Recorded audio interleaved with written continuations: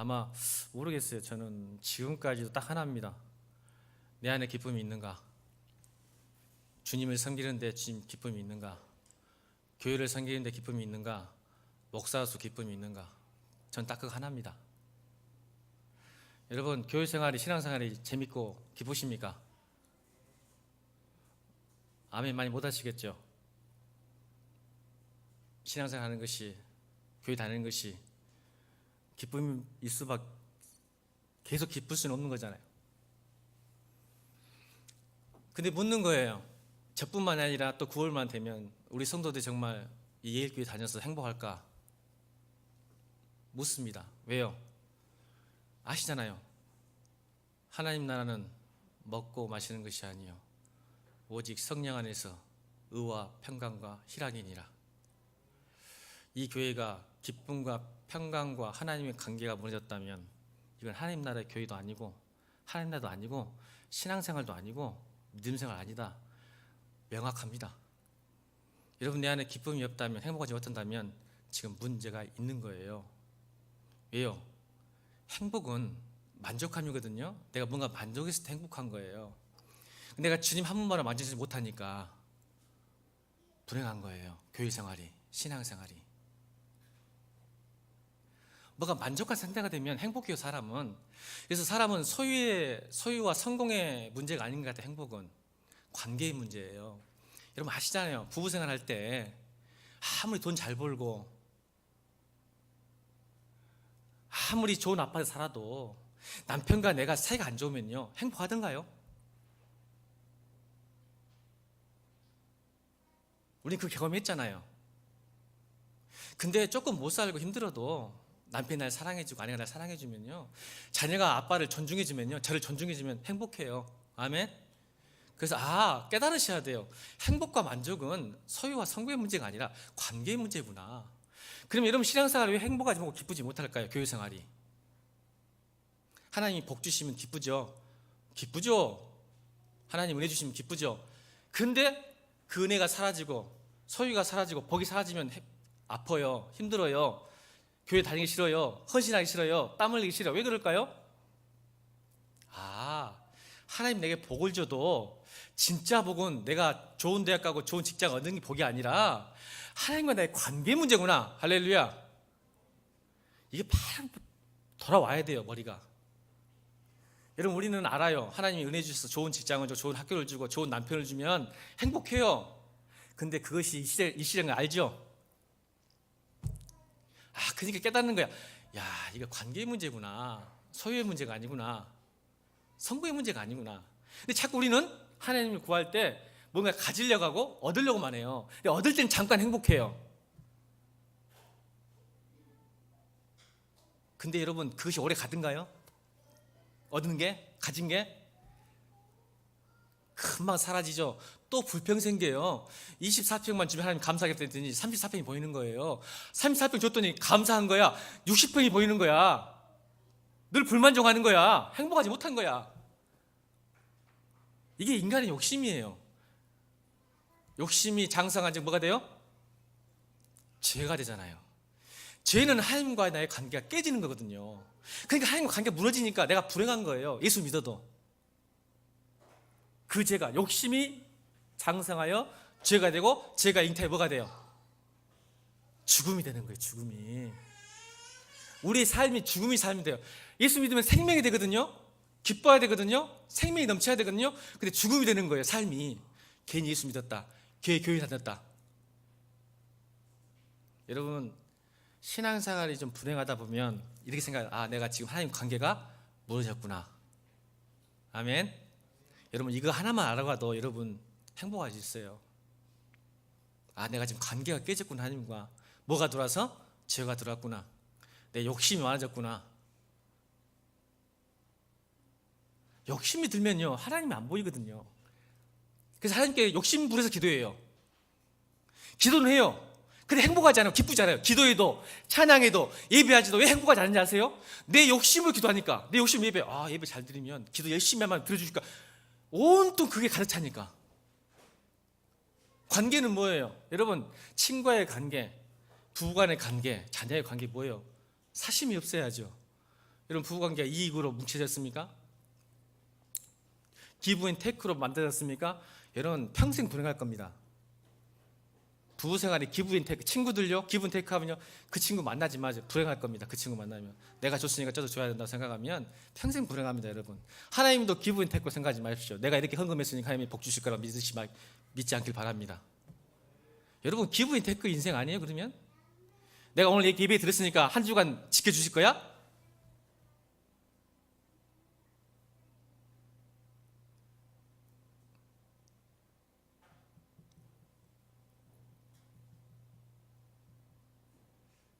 하나님을 오해하셨어요. 여러분 하나님 그런 분 아니에요.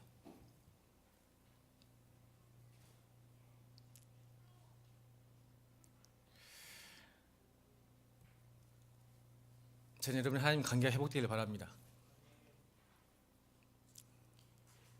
저는 이랬으면 좋겠어요.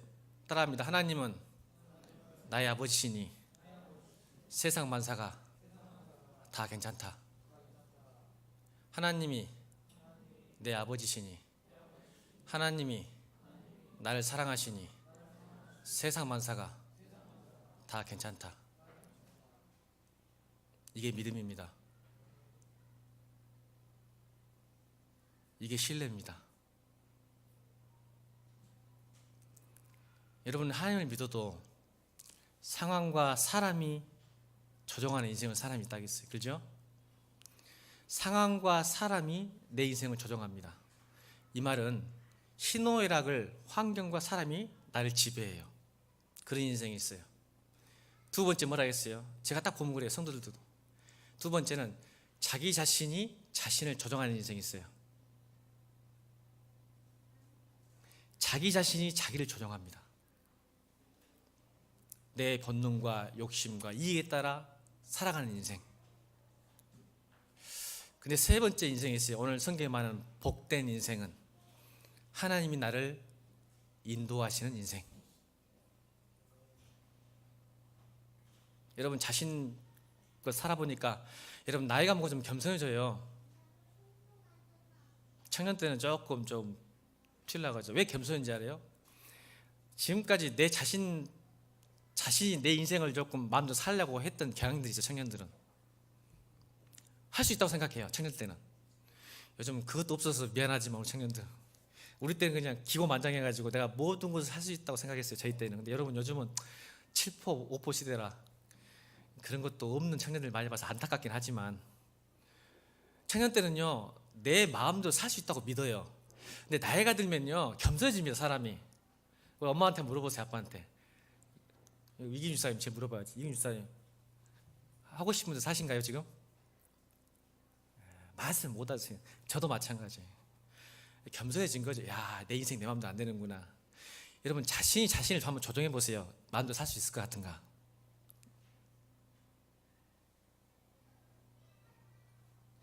지금 이기준 집사님 마음대로 살아버리면 큰일 납니다. 저 나이에.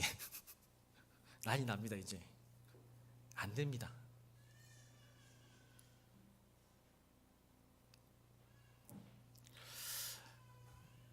근데 목사님 예수 믿었지만 복음 못 받았어요.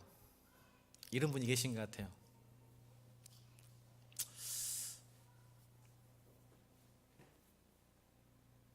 제가 어떤 목사님들에게 모임 가운데 어르신 목사님한테 혼인 난 적이 있어요. 이렇게 혼났습니다. 요즘 목사들은 말이야, 교인들은 독수리인데 닭장에서 키우는 것 같아. 이렇게 말씀하셨어요.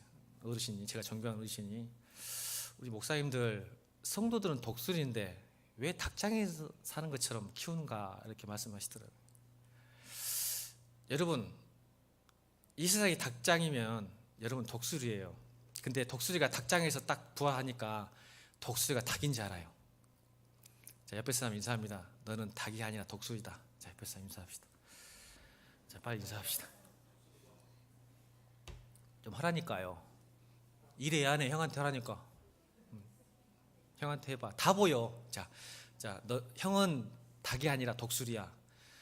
이러지 말고, 넌 닭대가리 아니야. 그러지 말고, 닭이 아니고 독수리야. 자, 옆에서 다시 한번 축복합니다. 너는 닭이 아니라 독수리야. 네. 여러분, 우리가요 사실 독수리인데 닭장에서 살다 보니까 애기가 닭장에서 태어나면 독수리가 닭인지 알고 걸어다닌답니다. 날지는 못한대요. 근데 사실 우리가 독수리거든요. 세상에 여러분 닭장에서 태어났을 뿐이지 사실 독수리예요. 왜요? 묻겠습니다. 하나님은 독수리입니까? 닭입니까? 닭이라고 하면 빨리 집에 가야 돼. 자, 하나님 묻겠습니다. 하나님은 독수리입니까? 닭입니까? 독수리 중에 독수리죠. 그러면 여러분은 독수리입니까? 닭입니까? 이런 족보는 없어요. 닭이 독수리를 어떻게 낳습니까? 독수리를 어떻게 닭을 낳습니까? 이런 관계 족보는 없습니다. 여러분, 하나님이 독수리 중에 독수리를 믿으십니까? 그럼 나는 독수리입니다. 하나님 자녀라며요. 이 얼굴들이 안 믿는 표정들이야. 이러니까 아까워 개론종들이라니까. 안 믿어. 하나님이 독수리라며. 그럼 나는 뭐요? 하나님의 자녀라며. 오늘 찬양도 너는 내 아들이라 막 불렀잖아. 오늘 찬양 아들이라며, 딸이라며. 그럼 여러분 닭이야? 닭장에서 태어났다고 닭이냐고. 그런 관계가 어떻게 일어날 수 있어? 닭이 독수리를 어떻게 낳고 독수리가 닭을 어떻게 낳습니까? 여러분 독수리입니다. 나는 예수 믿고 복 못 받은 것 같다. 이거는 믿음의 문제입니다. 믿으십시오. 여러분 독수리입니다. 독수리라고 믿을 때 독수리처럼 살 줄로 믿습니다. 안 믿어지니까 그렇게 못 사는 거예요. 여전히 닭장에서 태어나서 난 닭이야. 자기는 독수리인데 난 닭이야. 이렇게 생각하고 사는 거예요. 여러분 태국에 우리 선교사님 계셨잖아요. 태국에 단어가 하나 있습니다. 농부가 태국어로 뭔지 아세요? 농부가 자콘입니다. 자콘. 태국의 언어로 이 자콘이라는 단어가 농부인데 이 농부가 뜻이 뭐냐면 가난한 운명을 타고난 뜻입니다. 그러니까 태국에서 농부는 가난한 운명을 타고난 사람의 뜻이에요. 그래서 자콘 그런데요. 자 보세요. 근데 이 사람들은요, 태국에 있는 농부들은 절대로 변하지 않습니다. 왜 변하지 않을까요? 가난을 극복하지도 않고 대를 물려가면서 계속 가난하게 삽니다. 왜 그럴까요? 왜 그럴까요? 저는 항상 질문에 답이 있잖아요. 자콘의 뜻이 가난한 운명을 타고난. 무슨 뜻이죠? 태국의 농부들은 운명으로 받아들여요. 나는 이렇게 태어났으니까 가난하게 살 수밖에 없어. 태국 선교사님이 가르쳐준 거예요, 저한테. 자기가 누구라는 자의식, 정체성이 정말 무서운 거예요. 다시 한번 옆 사람 축복합니다. 너는 닭이 아니라 독수리야. 여러분 독수리가 지가 태어나고 싶어 태어났어요? 그냥 태어난 거예요. 아멘. 그냥 아버지가 독수리니까 내가 독수리가 되는 거예요. 아멘. 내가 독수리 훈련해서 독수리가 되는 게 아니고. 그게 믿으시길 바랍니다. 그래서 행복은, 복은 믿음의 문제예요. 나는 독수리구나.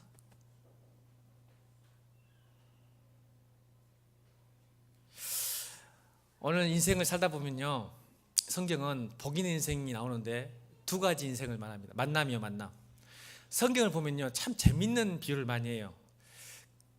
극한 대조를 해서 하나님 우리에게 뭔가를 같이 교훈을 주시거든요. 오늘도 비유를 하죠. 복 있는 사람으로 했다가 망하는 사람으로 마치죠. 1장이.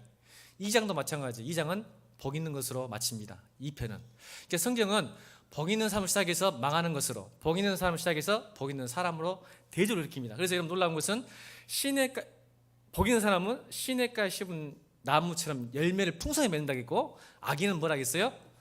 바람이 나는 겨처럼 사라질 것이다. 헛되다 이 말이에요. 이게 극렬하게 비교를 하면서 복 있는 생과 복 있지 않는 생. 자, 근데 성경은 놀랍게도 복 있는 사람의 반대말을 뭐라고 표현했을까요? 복이 없는 사람이라고 표현했습니까? 아니면 어떻게 표현했어요? 반대말. 이건 초등학교 안 나와도 다 아는데, 복 있는 사람의 반대말은 복 없는 사람이라고 했습니까? 아니면 뭐라 했어요? 악인이라겠어요. 신기하지 않아요? 복 있는 사람의 반대말은 복 없는 사람으로 이야기해야 되는데 왜 악인이라고 말했을까? 성경에 말하는 악인은 뭐예요?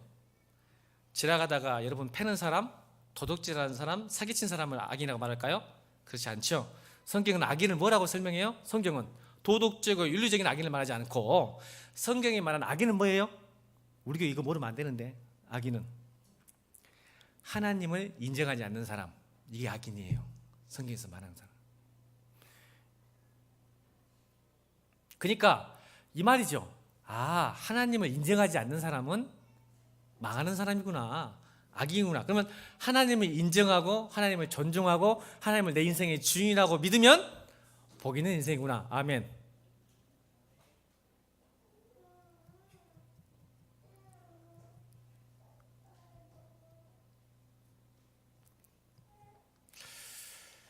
성경은 잘못된 만남을 세 가지를 이야기합니다. 인생은 잘 만나야 돼요. 그죠? 사람 잘 만나야죠. 더 잘 만나는 것은 하나님 잘 만나야죠. 그죠? 여러분, 사람 하나 잘못 만나면 얼마나 힘든지 알죠? 성경은 세 가지 사람을 이야기합니다. 1절 읽겠습니다. 다 같이 1절 시작.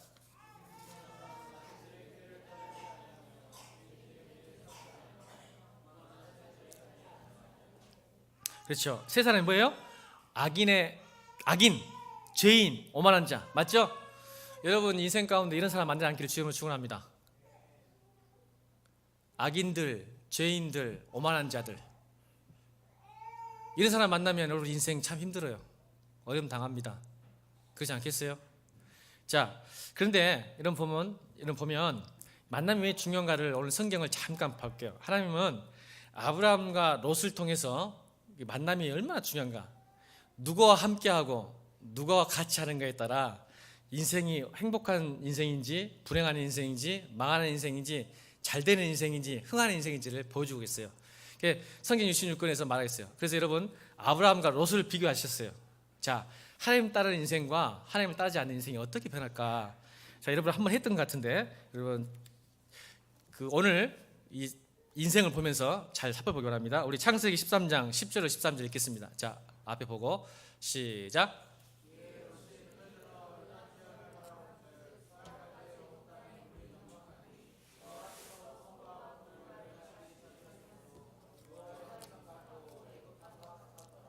그러므로 롯이 요단 온 지역을 택하고 동으로 옮기니 그들이 서로 떠난지라. 아브라함은 가나안 땅에 거주하였고 롯은 그 지역 도시에 머무르며 그 장막을 옮겨 소돔까지 이르렀더라. 소돔 사람은 여호와 앞에서 악하며 큰 죄인이었더라. 자, 이게 배경이 뭐죠? 창세기 13장에 아브라함과 롯이 콜라보레이션인 거예요. 같이 열심히 일한 거예요. 협업한 거예요. 협업. 우리는 협업하겠어요. 동역했죠. 부자 되어버렸어요. 그렇죠? 부자 됐어요. 근데 문제가 생겼어요. 아니, 돈이 들어오면 문제가 항상 생겨. 가정이나 교회나 사람도 돈이 많아지면 문제가 생겨. 그래서 싸우는 거야. 그래서 이거 안 좋다. 아브라함이 찢어지자.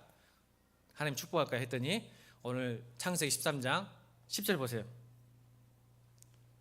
롯이 눈을 들어 요단 지역을 바라본즉 소알까지 온 땅에 물이 넉넉하니 여호와께서 소돔과 고모라를 멸하기 전에 있으므로 여호와의 동산 같고 애굽 땅과 같았더라. 소돔이 어떻다고요? 소돔이 여호와의 동산 같고 애굽 땅과 같았다. 그래서 롯이 눈을 들어 봤는데 너무 멋진 거예요. 소돔과 고모라가 거기 갔어요. 자, 이게 중요합니다. 보고 듣는 게 중요해요. 롯이 자기의 눈을 들어서 야, 멋진 곳이다, 여기 가면 성공할 거야. 근데 롯은 알았을까요? 몰랐을까요? 그 땅이 타락한 땅이지. 나중에 말할 거예요. 알았습니다. 알고도 갔어요. 이게 무서운 거예요. 알고도 갑니다. 성도들이 죄질 때 모르고 갈 것 같죠? 알면서도 모른 척하고 갑니다. 자, 그랬더니 아브라함은 어떻게 배우세요? 아브라함은 14절부터 나옵니다. 14절 읽겠습니다. 시작. 롯이 아브라함을 떠난 후에 여호와께서 아브라함에게 이르시되 너는 눈을 들어 너 있는 곳에서 동쪽과 남쪽 그리고 동쪽과 서쪽을 바라보라. 보이는 땅을 내가 너와 내 자손에게 주리니 영원히 이르리라. 내가 내 자손이 땅의 티끌 같게 하리니 사람이 땅의 티끌을 등이 셀 수 있을진데 내 자손도 세리라.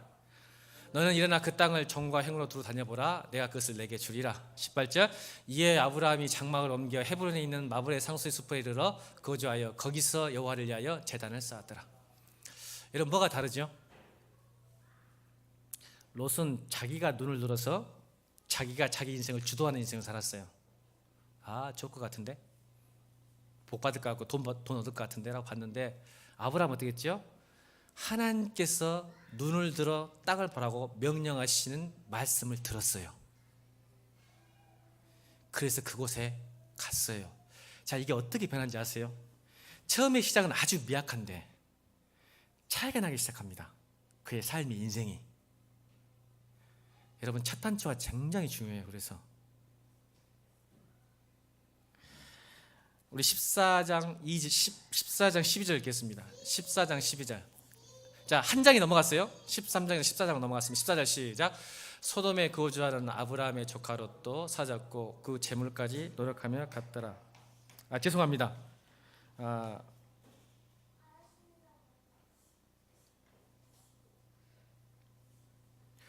14절부터 11절까지 뭐였죠?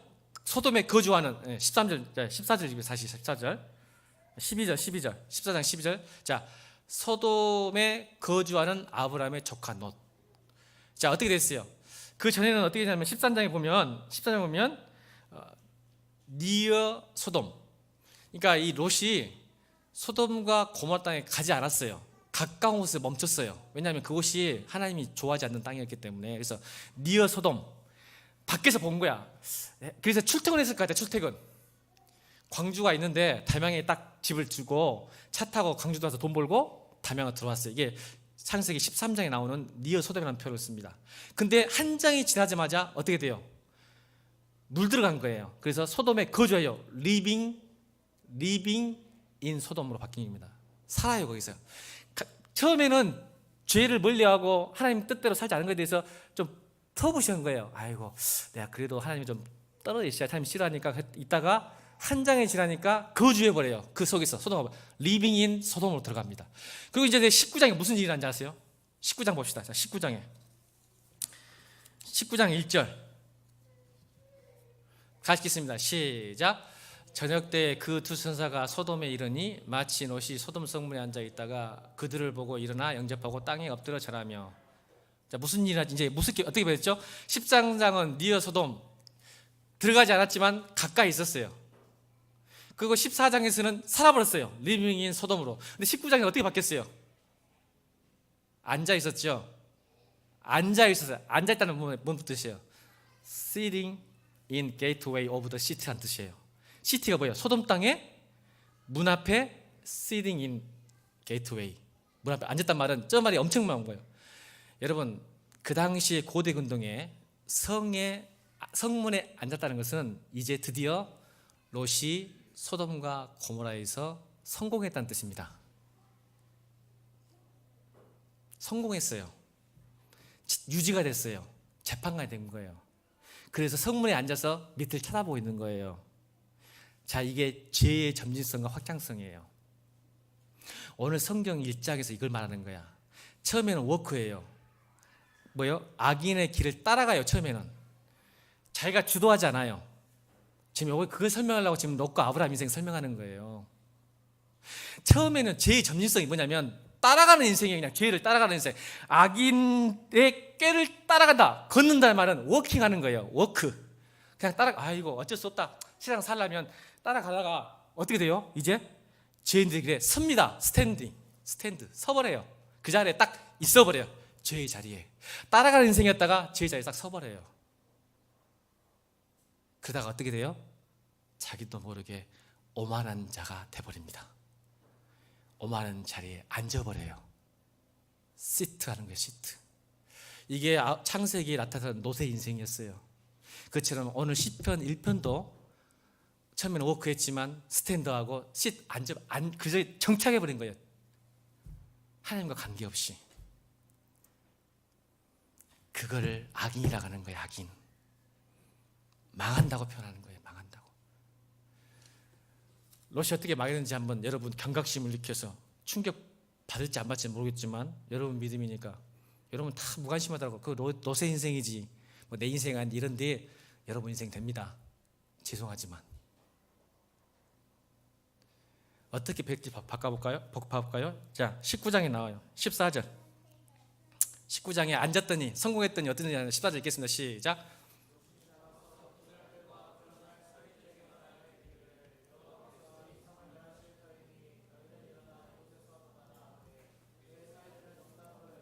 이게 무슨지 아시죠?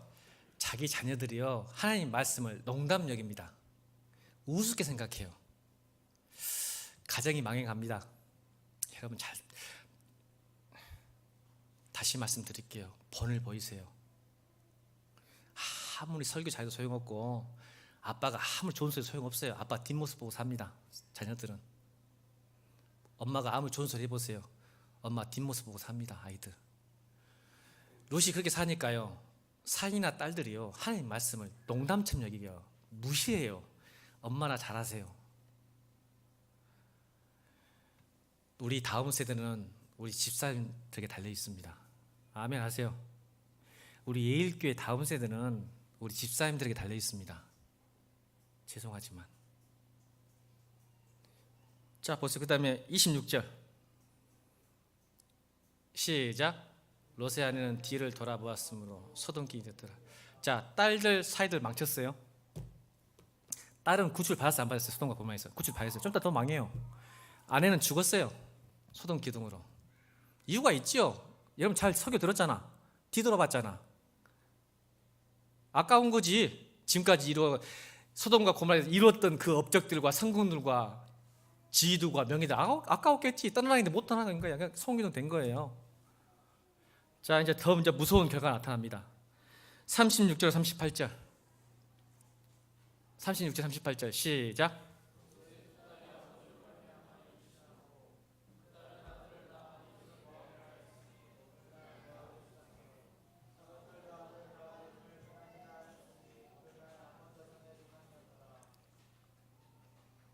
딸이 아빠하고 관계를 해가지고 자식을 낳습니다. 그 집이.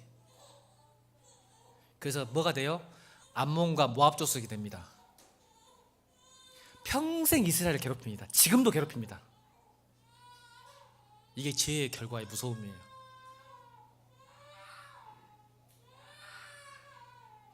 평생 영원히 이스라엘이 구원받을 때까지 암몬과 모압은 괴롭힐 겁니다.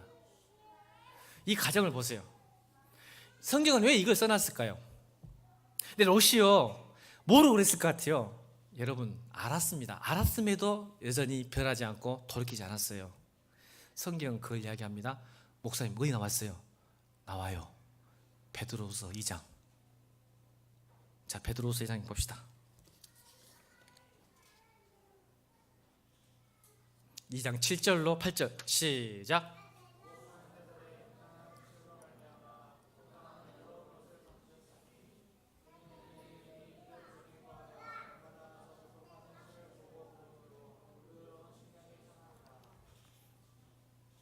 롯을 베드로가 성경에 써놨어요. 롯이 그 당시에 불법한 사람, 그 세상에 소돔과 고모라의 그 잘못된 가치관과 세계관과 시스템 속에서 그 행실 속에서 보고 듣고 앉고 걸었더니 그의 의로운 신념이 상함이라. 여러분 오늘 예배 끝나고 집에 돌아가면 당장 여러분 심령이 상하죠? 세상에 가면 얼마나 힘들어요. 직장은 전쟁터죠? 그래요 안 그래요? 가정도 전쟁터고 직장도 전쟁터고 공부하는 것도 전쟁터고. 다시 따라합니다. 하나님은 나의 아버지시니 세상 만사가 다 괜찮다. 여러분 왜 전쟁인지 아시죠? 상황이 날 조정하고 사람이 날 조정하고 내 자신이 날 조정하면 삶이 전쟁이에요. 근데 하나님의 말씀이 하나님이 나와 함께 한다면 괜찮아요. 괜찮은 게 아니라 괜찮아져요.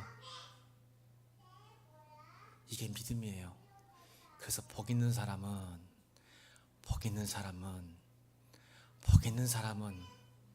행복한 사람은 악인들을 깨지 따르지 않고 죄인들의 길에 서지도 않고 오만한 자리에 앉지도 않는단다.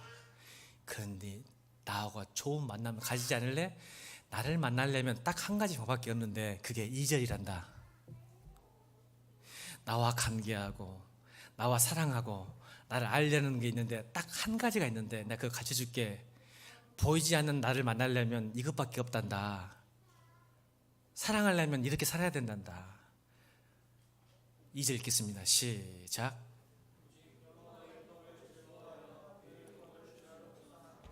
아멘. 여러분, 여기 있는 목사가 12년 개척하면서 좋은 일만 있었을까요? 있다가도 없고 없다가도 있었어요. 근데 그것이 나를 기쁘게 할 수 없어요. 저는 압니다. 근데 제가 지금까지 하나님께 목회하고 행복하게 목회할 수 있었던 것은 하나님이 나와 함께하기 때문이고 이 교회와 내 인생의 주인이 하나님을 믿기 때문에 그렇습니다. 내가 있었던 것도 없어졌다면 하나님이 무슨 뜻이 있었을 거야. 그 뜻대로 믿고 기다리면 하나님이 내게 더 좋은 걸 주실 거야. 그게 믿음 아닐까요? 근데 없어서 빼앗겨서 사라져서 벌벌벌 떠는 인생, 그게 정말 기쁨일까요?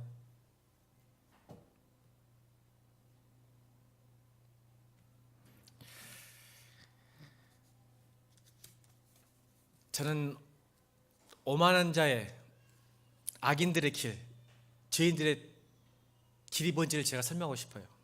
여러분, 세상 나가면 죄인들, 악인들, 오만한 자를 만납니다. 그 사람이 어떤 사람인지 아세요? 이거예요. 딱 한 가지예요. 행복하려면 사랑하는 화랑아, 사랑하는 함이나 이래야, 다혜야, 경원아, 동호야, 너 행복하려면 있잖아, 이렇게 해야 돼. 누가요? 누가 말해요, 여러분들한테? 누가 말해요, 여러분들한테? 잘 살려면, 성공하려면, 행복하려면 이렇게 하고 권면하고 조언하고 충고하고 어떨 때는 화를 내는 사람이 누구예요? 하나님이에요? 누구예요, 여러분? 어떤 사람은요, 이렇게 행복하고 이렇게 잘 살려면 사회학, 심리학, 통계학까지 들여놓고 이렇게 하면 행복합니다 합니다. 세상 나가면 그래요, 안 그래요? 통계학, 야, 통계 봐봐. 심리학 봐봐. 심리, 야, 잘 된다고 믿어야 돼. 그래야 잘 살 수 있어. 심리학 들이매고, 사회학 들이매고, 인문학 들이매고, 체학 들이매고, 통계학 들이매면서 너 이렇게 행복해야 돼. 성경이 말하는 그게 죄인의 길이고 악인의 길이고 오만한 자리예요. 거기에 속으니까 여러분 지치고 소망 없어지고 허황되고, 해봤는데 안 되거든. 한번 해보세요. 된가? 이렇게 하면 성공해, 이렇게 하면 행복해, 사람들만 들어보고 살아보세요. 그래서 여러분들 지금 불행하잖아. 여전히 교회를 다녀도 신앙생활도 힘들잖아. 그럼 이제는 바꿀 때가 되지 않았을까? 야, 이게 사람의 소리는, 세상의 소리는 이게 안 되네 해봤더니 이게 좀 성숙한 사람이지 않을까 라는 생각이 듭니다. 여러분, 이게 악인의 꾀예요. 지기도 못하면서 왜 이렇게 강요한지 모르겠어. 지기도 별로 행복하지 않으면서. 친구들 보세요. 연애도 못한 것이 꼭 연애 코치는 제일 잘해. 그러든가 안 하든가요. 아, 나 신기한 게 있어. 우리 내가 집사람하고 사귈 때도 뭐 친구한테 물어보면 사귀도 안 하는데 연애 코치는 제일 잘해? 연애 못한 것들이. 아, 신기하더라고. 그래서 막, 야, 여자는 콱 잡아야 돼. 나중에 뒤진 줄 알았습니다, 잡으려다가. 남자들은 뭐 만나면 이렇게, 야, 여자는 초반에 잡아야 돼. 막 이러더라고. 저희 때, 요즘 안 걸지. 여자들은 또 어딘지 모르겠어요. 여자는 제가 모르니까 마음은 모르겠는데, 남자들 딱 보면, 야, 여자들은 막 이렇게 좋다고 듣고 앉아갖고 막 집에 가서 그거 듣고 앉아있네. 또 해보네, 막. 아이고. 여러분, 그런 거 믿고 좋다고 그래. 친구한테 술 한잔 먹으면서 듣고 하고 또 해보면 또 박살나고 그러던가요? 안 그러던가요? 아이고 참말로 참 어리석은 인생들. 성경이 그렇게 말하던가요? 남편 아내를 목숨을 보고 사랑해야 되고 아내는 남편을 어떻게 해요? 사랑하고 존중해줘야 돼.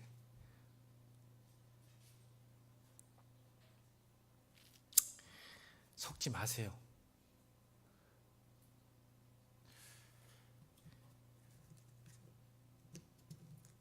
우빈아, 어떻게 하면 여자를 꼬실까? 그런 책 읽지 말고.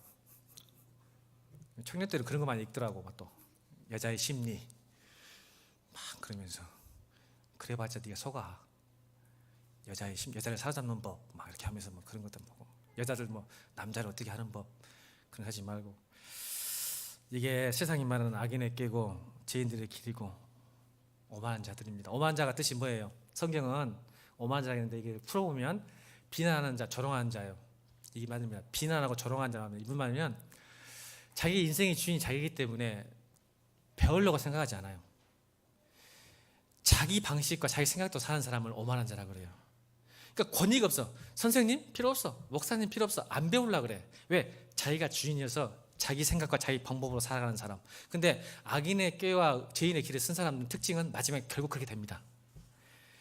필요가 없어요. 무슨 책을 갖다 줘도 말씀을 선포해도 좋은 조언해도 안 받아들여요. 이게 오만한 자가 성경은 많아요.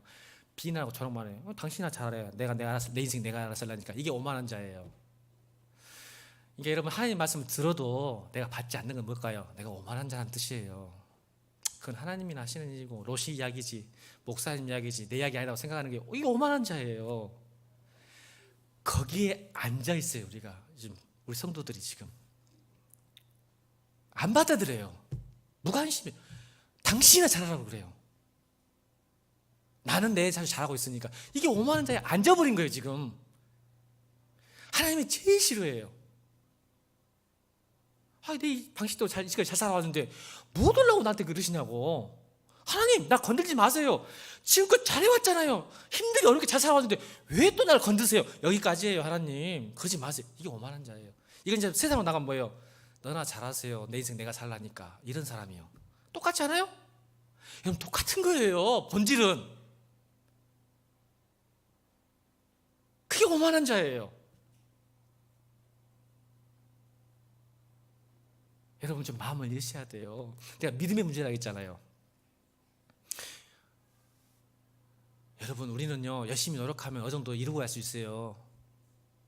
이루고 갈 수 있어요. 근데 여러분 행복은 살 수도 이루고 갈 수도 없다는 거 아세요? 좋은 차도 사고 좋은 집도 살 수 있지만 행복은 여러분이 노력해도 되는 게 아닙니다. 아멘 하세요. 복은 여러분이 노력해도 되는 게 아니에요. 우리가 노력해서는 뭔가 얻을 수 있어요. 있어요 당연히. 그러나 여러분 아시잖아요. 잘 알잖아요. 여러분 옛날에 인터넷 유명했던 거 침대는 살 수 있지만 잠은 못 산다고. 그거 똑같지 않아요? 좋은 직장에 들어갈 수 있으나 직장에서 행복할 수는 없어요. 우리가 하나님이 해주지 않으면. 근데 행복까지도 자기가 가질 수 있다고 생각하는 오만함이 있어요. 우리에게는 내가 이루어낼 수 있다고, 나만 바꾸면 된다고. 안 돼요 여러분. 죄송합니다. 그래서 하나님께서 말씀하셨어요. 롯 봐라. 악인은 복 없는 사람이 말이죠. 악인은 바람에 나는 곁처럼 다 사라질 거다. 근데 아브라함 보세요. 복 있는 사람은 시간이 갈수록 강성해지고 부흥될줄로 믿습니다. 우리 마음이 시간이 갈수록 예수 믿을수록 더 강성해지고 기뻐지고 편안하십니까? 아니면 반대로 예수를 믿을수록 짜증나고 시기나고 질투나고 화가 납니까? 왜 그럴까요? 왜 신앙의 기쁨이 안 될까요? 다시 2절 읽겠습니다. 2절 시작.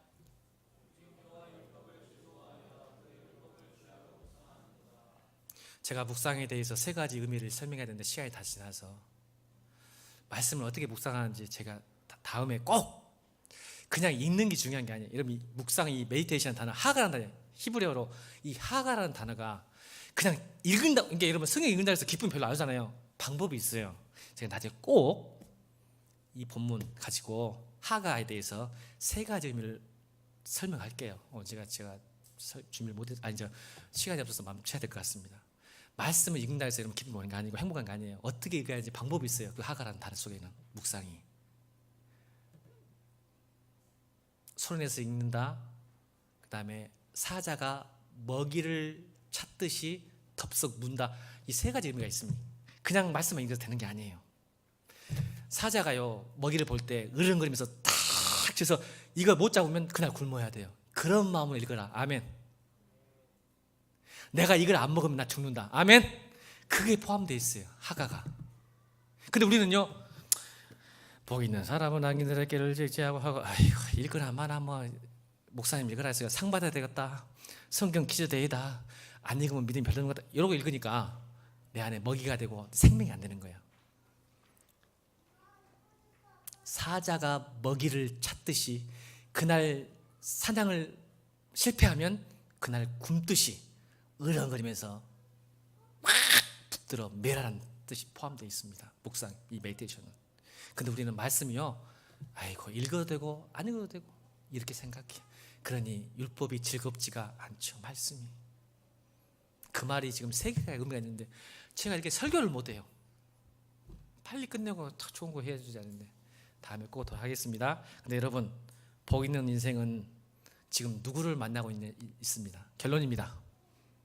따라합니다. 행복한 사람은, 복 있는 사람은 지금 현재 누구와 관계하고 있습니까? 만나고 있습니까? 악인입니까? 죄인입니까? 오만한 자입니까? 아니면 하나님이십니까? 거기에 달린 줄로 믿습니다. 기도하겠습니다.